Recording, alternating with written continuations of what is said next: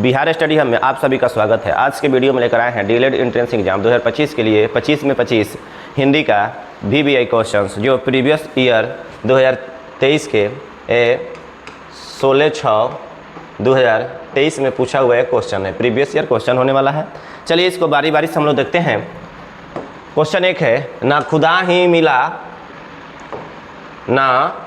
ही मिला ना विशाले सनम, ना इधर का रहे ना उधर के सनम उधर के रहे, उक्त पंक्तियों में कौन सा अलंकार है।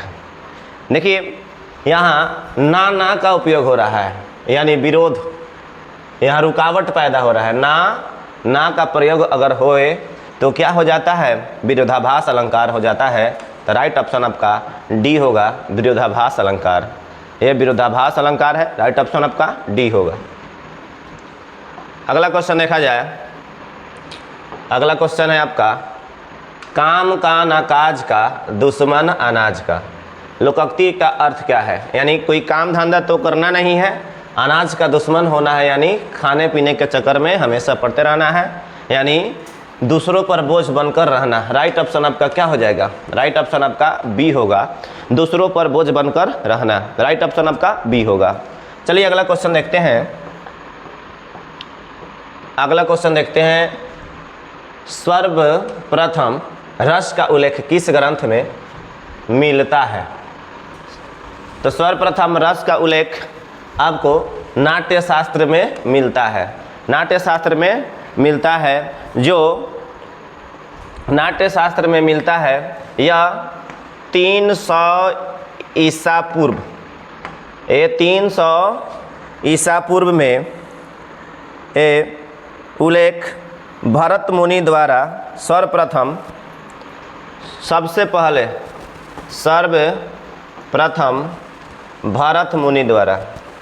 भरत मुनि के द्वारा लिखा गया है। ये क्या है, द्वारा लिखा गया है। ये नाट्य शास्त्र लिखा गया है, भरत मुनि का द्वारा लिखा गया है। ये राइट ऑप्शन आपका क्या है, बी, नाट्य शास्त्र। अगला क्वेश्चन है, वीर तुम बढ़े चलो, धीर तुम बढ़े चलो, उपयुक्त पंक्तियों में कौन सा काव्य गुण है। यहाँ वीरता का पहचान, वीरता का उपयोग किया हुआ है, वीरता का बखान किया हुआ है। तो वीरता किसके अंतर्गत आता है, तो ओज गुण के अंतर्गत आता है, ओज गुण। राइट ऑप्शन आपका ए होगा, वीरता जो है ओज गुण के अंतर्गत आता है। राइट ऑप्शन आपका ए होगा। अगला क्वेश्चन है आपका, अगला क्वेश्चन है, सिर दर्द शब्द में समास बताइए। तो समास विग्रह करेंगे, यानी सिर में दर्द। सिर दर्द का मतलब क्या होता है, सिर में दर्द। इसका समास विग्रह क्या होगा, सिर में दर्द। यानी अगर कोई भी कारक चिन्ह आता है समास में तो क्या होता है, तत्पुरुष समास हो जाता है। राइट ऑप्शन आपका बी होगा, तत्पुरुष समास। राइट ऑप्शन ए होगा आपका तत्पुरुष समास। अगला क्वेश्चन है आपका, अगला क्वेश्चन है, यशोधरा शब्द का संधि विच्छेद क्या है। तो यशोधरा शब्द का संधि विच्छेद करें तो यशः जोड़ धरा, यशोधरा हो जाता है। क्या है, विसर्ग संधि का उदाहरण है। क्या है,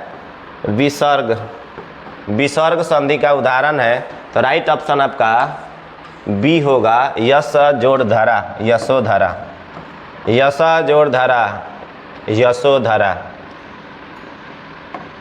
अगला क्वेश्चन है, इनमें से कौन सा वाक्य अशुद्ध है।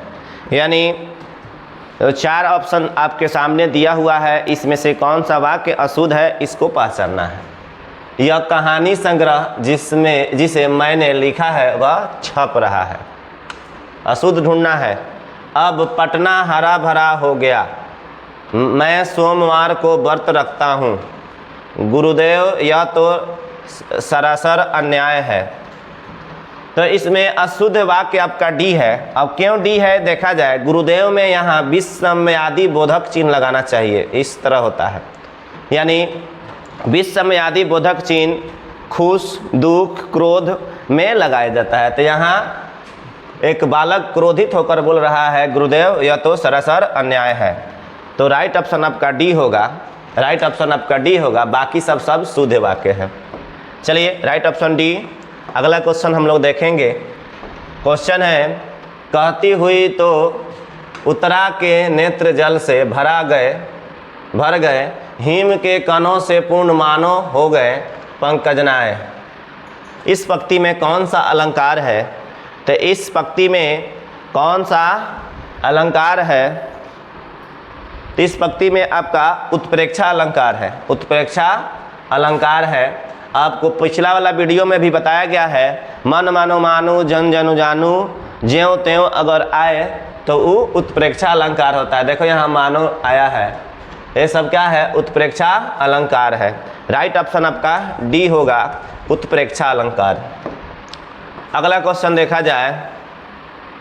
अगला क्वेश्चन है आपका, क्वेश्चन है कहती हुई तो उत्तरा के नेत्र, ये तो हो गया है ना। अगला क्वेश्चन है औषधि शब्द है, औषधि शब्द है तत्सम तद्भव देशज विदेशज। तो क्या है? राइट ऑप्शन आपका ए होगा, राइट ऑप्शन आपका ए होगा तत्सम। अब चलिए पहचाना जाए तत्सम कौन सा शब्द हो सकता है जिस शब्द में तलाबे स, मूर्धन स, दंत स या आधा तलाब्य, अगर आधा तलाब्य आए तो हम समझेंगे कि वो तत्सम शब्द है, समझेंगे कि वो तत्सम शब्द है। ये तो राइट ऑप्शन क्या हो जाएगा? ए तत्सम। तो इसमें क्या है? औषधि में मूर्धन्य है। अगला क्वेश्चन है दाल रोटी में कौन सा समास है? देखिए जो जोड़ा में आता है, जिस दोनों के बीच में योजक चिन्ह लगा होता है, यहाँ देखिए योजक चिन्ह लगा हुआ है, तो ये द्वंद्व समास होगा। ये कंप्यूटर का लिखावट है, इस तरह द्वंद्व समास होगा। ये कौन समास हो जाएगा? द्वंद्व समास हो जाएगा, द्वंद्व समास। राइट ऑप्शन आपका क्या होगा? बी होगा, द्वंद्व समास। अगला क्वेश्चन है जहाँ अप्रस्तुत का प्रस्तुत में निषेध रहित आरोप किया जाए वह अलंकार होता है। यानी अप्रस्तुत का प्रस्तुत से क्या है, क्या किया जा रहा है? तुलना किया जा रहा है। तो आपका राइट ऑप्शन हो जाएगा रूपक अलंकार। राइट ऑप्शन क्या हो जाएगा? रूपक अलंकार। राइट ऑप्शन आपका डी होगा, रूपक अलंकार। अगला क्वेश्चन है शब्दों का सार्थक समूह जिससे किसी भाव विचार को पूर्णतः प्रकट किया जाए वह क्या कहलाता है? तो क्या कहलाता है? वाक्य कहलाता है, वाक्य। यह वाक्य कहलाता है। राइट ऑप्शन आपका डी होगा, वाक्य।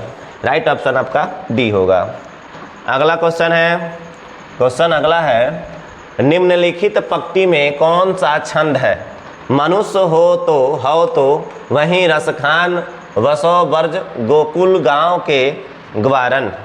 यानी इसमें कहा जा रहा है, रसखान ने कह रहे हैं कि मैं अगला जन्म में हम गोकुल में ही अपने ग्वाला के जैसा ही जन्म लें, ग्वाला के घर में ही जन्म लें।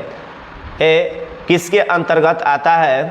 तो ये आपका सवैया के अंतर्गत आता है, सवैया का ही उदाहरण है। राइट, सवैया छंद के ही उदाहरण है। राइट ऑप्शन आपका ए होगा।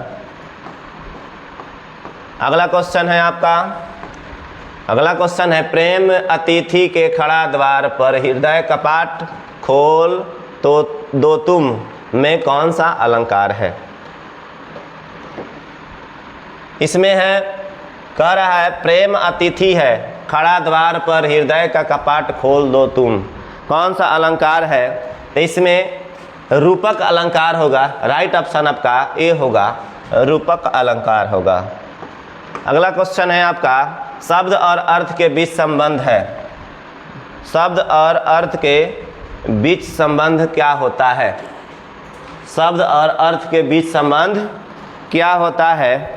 तो राइट ऑप्शन आपका क्या हो जाएगा? बोधक बोध्य। शब्द और अर्थ के बीच संबंध क्या होगा? तो बोधक बोध्य होगा। राइट ऑप्शन आपका ए होगा, बोधक और बोध्य। अगला क्वेश्चन है निम्न में से कौन सा वाक्य शुद्ध है, यानी 4 गो ऑप्शन में से आपका शुद्ध वाक्य को ढूंढना है। तो विद्यार्थियों ने शास्त्री जी को अभिनंदन पत्र प्रदान किया, तो यही अशुद्ध है।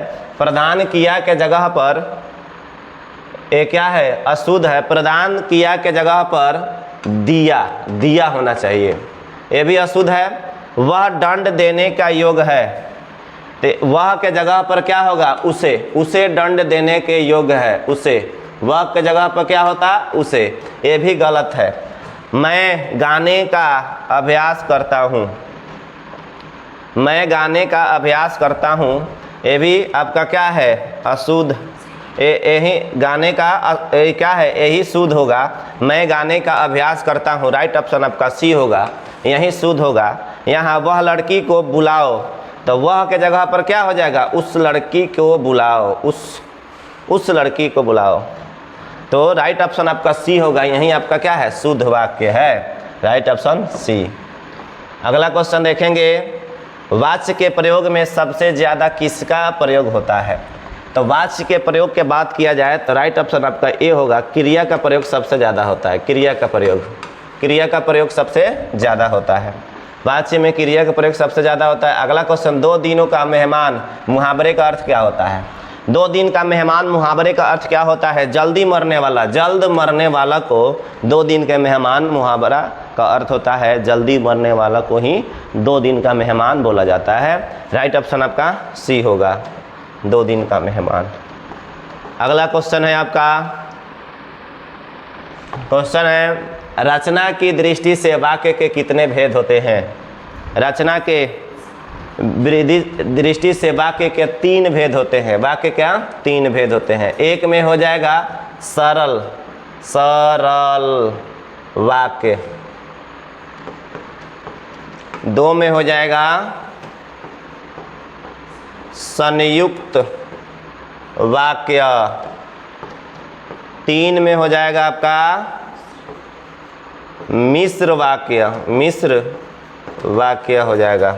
ये 3 गो होता है, तो राइट ऑप्शन आपका क्या हो जाएगा, 3।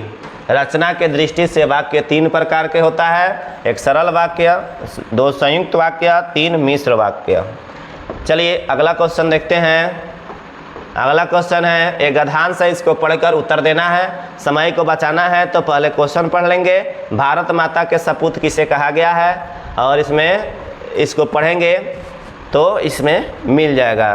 कह रहा है कि प्रत्येक धर्म के, यहाँ देखिए यहाँ लिखा हुआ प्रत्येक धर्म के व्यक्ति भारत माता का सपूत है। यही आंसर मिल गया, पूरा पढ़ने का ज़रूरत नहीं है, उतना तो एग्ज़ाम में टाइम नहीं मिलेगा पढ़ने के लिए।